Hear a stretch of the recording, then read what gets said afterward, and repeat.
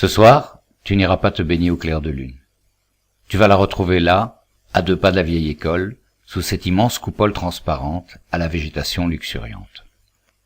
Il y a quelques jours, en passant à côté, tu avais imaginé une sorte de jardin botanique, jusqu'au moment où Théophora t'avait révélé la destination de cet endroit. Flottant au-dessus du sol tel un village, ce gigantesque plateau couvert n'y ressemblait pourtant pas.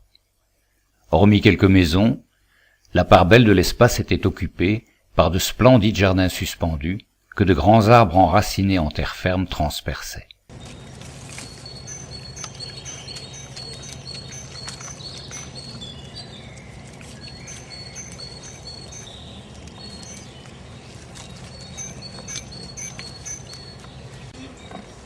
Sur le sentier de Gué-du-Bois, vous cheminez à 3 sous 2 ombrelles frappées de soleil. Une géante d'ébène vous escorte. Entre elle et toi, Théophora avance accrochée à vos bras. La marche est lente, irrégulière, accordée à la pénible confusion qui vous tourmente. Les yeux égarés de ta tante ont croisé les tiens un bref instant, assez pour y découvrir le reflet exact de ce que tu ressens. Résignation, angoisse, et cette singulière impression d'avoir été prise au piège d'un rêve horrible, duquel il sera impossible de se sortir. Il y aurait tant de choses à dire, mais les mots restent coincés au fond des gorges, vous plongeant dans un silence qui pèse autant que la chaleur de ce dimanche matin. Seule, la faune ailée qui batifole dans les coteaux se fait entendre et te paraît alléger quelque peu l'épreuve.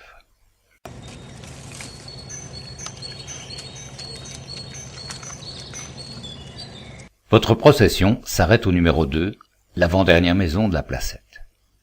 Une porte bleue majorelle agrémente la façade ocre sans étage.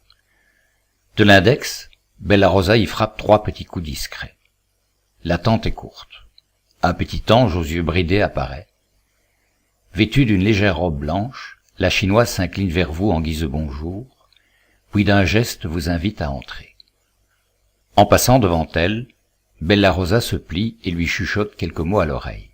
« Je fais le nécessaire », entends-tu dans tes oreillettes camouflées en point de beauté. La porte refermée, elle s'en va pianoter sur un écran mural. Une familière odeur de café parfume l'air jusqu'au salon où vous vous installez. Les murs pastels, le mobilier sobre mais agréable baignent dans la lumière. De larges baies vitrées s'ouvrent sur une terrasse et un petit jardin. C'est une maison pareille à toutes les autres, sauf qu'il n'y a pas de télé, qu'étrangement l'ordre y règne à la perfection, à se demander si quelqu'un vit sous ce toit. Un bip a retenti du côté de la cuisine. La petite domestique réapparaît. Elle se fige un instant face à vous, les mains croisées devant sa robe, donnant un bref oui de la tête.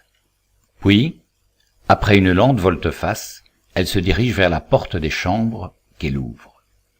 Sous un lustre opalin qui s'est allumé, elle vous attend. Le souffle coupé, tu te lèves. Théophora fait de même en te prenant le bras. Lorsque vous êtes toutes rassemblées dans le hall de nuit, le petit bout de femme pousse la porte de gauche, par laquelle s'échappe une lumière éclatante qui inonde violemment l'espace. C'est la chambre dont toutes les jeunes filles rêvent.